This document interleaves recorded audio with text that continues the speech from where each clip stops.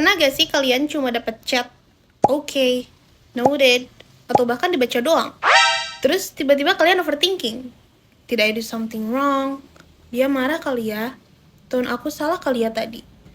Lucu ya, satu kata kecil bisa bikin kita mikir kemana-mana. Di era digital sekarang, most of our communication happens through messaging apps. Kita chat teman, dosen, keluarga, hampir tiap hari. But when people from different cultural backgrounds communicate online, misunderstandings can happen very easily. So today we are going to explore one simple question. Why do short texts feel so scary? Coba bayangin kalian ada di situasi ini. Kalian chat seseorang, "Hey, can you send the file today?" Dia balasnya cuma, "Ok." Cuma itu.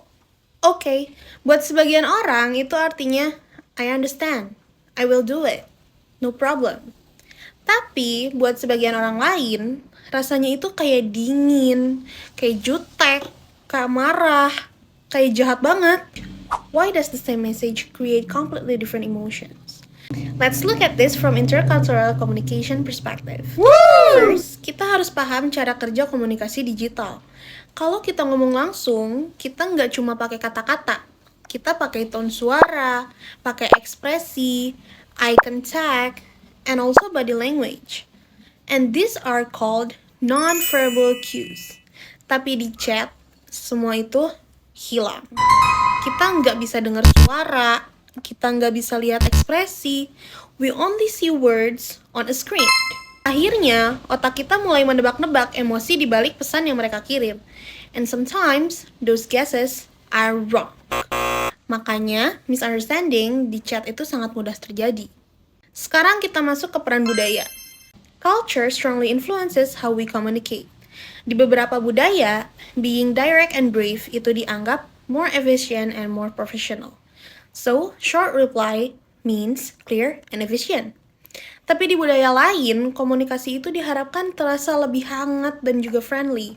Biasanya pakai emoji, small talk, atau kalimatnya itu lebih panjang.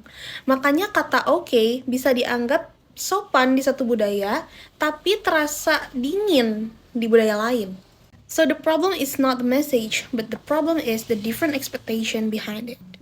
Selain budaya, personality juga berpengaruh loh.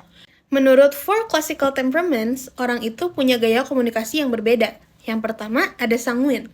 Sanguin itu orangnya lebih ekspresif and social. Biasanya chatnya panjang, pakai emoji, banyak tanda seru. Kalau dibales oke doang, mereka bisa mikir, kok jutek banget, kok dingin banget. Yang kedua, ada choleric. Choleric itu orangnya lebih direct and task-oriented.